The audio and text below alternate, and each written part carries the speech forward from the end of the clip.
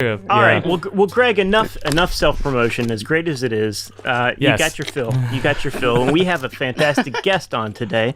So we want to sorry. talk to Mr. Harry Waters Please. about what he's doing musically, because it's not just film, right? Yeah, and I have a band as well called McNally Waters. So we're ideally a four-piece. It's two of us, me and Larry, and All right. he's a very well-known songwriter, Larry John McNally, and he's had a bunch of hits over the years for the Eagles and Alan Toussaint and Wow. Chaka Khan and Rod Stewart and just tons of amazing people, you know. And but he's Wow. in Maine. That's where he's from. So this is where he's been quarantining. So I haven't seen him for 6 months or something, you know. So we speak often, you know, almost every day. And he's writing over there and I'm working here. But we've got a second album that is sort of languishing in mixing the mixing ether because I don't want to do it without him in the room. He normally sits or sleeps, spends most of his time sleeping on that sofa, and occasionally wakes up and goes, "Yeah, that sounds good," or like, "No, turn the guitar down," you know. Just when you think he's dozed off. Yeah, totally. Yeah. Oh no, he does. He sleeps a lot there. But so I don't want to do it. But so we've got an EP. We've released 3 songs from this second album that will certainly see the light of day at some point. But I'm not going to rush through it. I don't want to mix it on my own, you know, without him here. But we had a bunch of touring planned for the end of this year. We had to cancel tons of touring in Europe. Yeah. And we've started contracting stuff for October in a year. So we have some contracts in place for Europe in 2021. We're assuming we're going to be okay by then, and you know, Fingers crossed. Fingers crossed. I imagine we will. So, you know, I guess these contracts are subject to us being able to travel, you know, but that's what we're aiming for. Wow.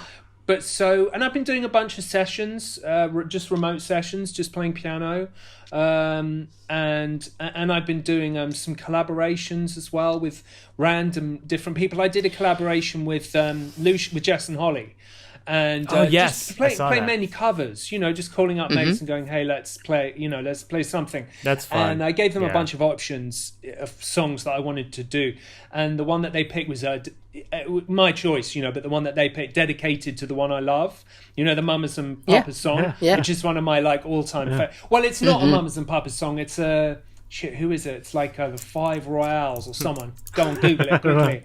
Nick's on it. Five Royales. Whoever it is, anyway, the Mamas and Papas did the famous version. So we did a kind of version, just piano and voice. So that was really cool. And then Jess and Holly are just amazing. And then I did a version of Willin', which is one of my favourite Little Feat songs, with a friend of mine, just guitar, piano, and voice. And I can't wait for this one. I've just done a version of No Quarter. And I just cannot wait. It's really slow. We didn't use the Tool version as a reference, but it just happens to be similar in tempo to that version, like way slower than the Zeppelin version. I've always he beat us to it, Nick. Yeah, we were working that up, and Nick and I have a little side project band, and we were playing a version of No Quarter too, but we didn't get together before COVID hit. Yeah, so that's really cool, and we're just waiting on the video from the guitarist and the singer, who's fantastic, a guy called Derek Day, who's amazing, sort of young LA-based rock singer. And cool. So I've been keeping busy and shedding as always. I'm just practicing classical piano. I've spent 6 months getting my sight reading. I've always been a terrible sight reader. It's never been a thing that I've really properly studied. So I spent 6 months just reading and practice and honing classical technique, you know. Well, what did you come up learning? What were your initial influences? When I was a kiddie? Like Dr. John and Mead Lux Lewis and Professor Longhair and Randy Newman. Well, you can't get better than that, man. No, of course you can't. No. I'm not complaining, but I never had any classical training whatsoever or inclination. I just wanted to play boogie woogie and ragtime, you know, Scott Joplin and that kind of thing, and sort of blues. So I grew up playing that, and it's only been in the last number of years, like five years really, that I've really started looking at the classical canon, and it's obviously endless. That's what's so amazing about music, as you all obviously know, is that it's literally endless. There's no shortage of good stuff to learn. It doesn't matter how good you are. There's always someone better than you, or who can do. There's always someone out there who can teach you something. Even if you're Keith Jarrett or Tommy Emmanuel, there's someone out there who can show both of those guys how to do something. Right. When you were saying like doesn't matter who you are, I was thinking about Keith Jarrett and how he practices Bach all the time. Apparently, I mean, I was speaking to a friend of mine yesterday.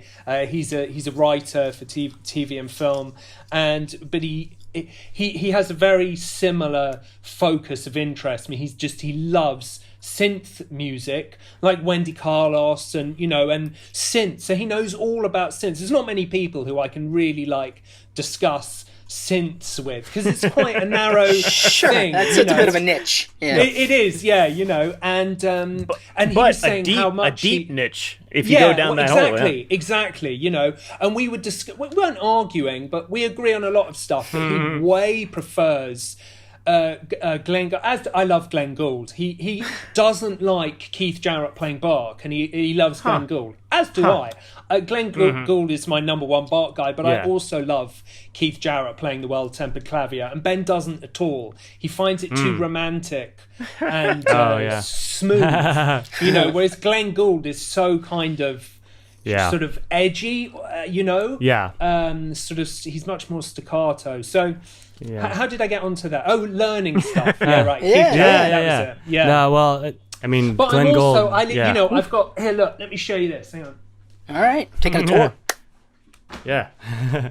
What you got there? This is great. I'm working through this. Wow! Somebody transcribed that. The concert. And this was transcribed by someone. I don't know some who maniac. But there's a preface by Keith Jarrett, and he said, "I've what's the right word? I've basically not authorized, but I've been over every single note of this, and it's got his stamp of approval on it. That's incredible. So, that's really cool. Yeah, it is. That's a serious undertaking for anybody. Yeah. And oh my God. I'm never going to be able to play it, but bits of it. We all have a lot more time right now, so it's been a nice thing is you get to work on stuff that you never thought you had a chance to sit down and do. Yeah, I can just practice sort of guilt-free for hours a day. So that's what I'm doing, really. It's wonderful. That's great, man. Yeah. Can we play something from the new EP? Maybe? Sure, play Bang Bang. And it's just, so this is, do you want to play it first and then I can talk about it? Or I'll talk about it first, whichever you prefer. Let's fire it up. This is Bang Bang from McNally Waters.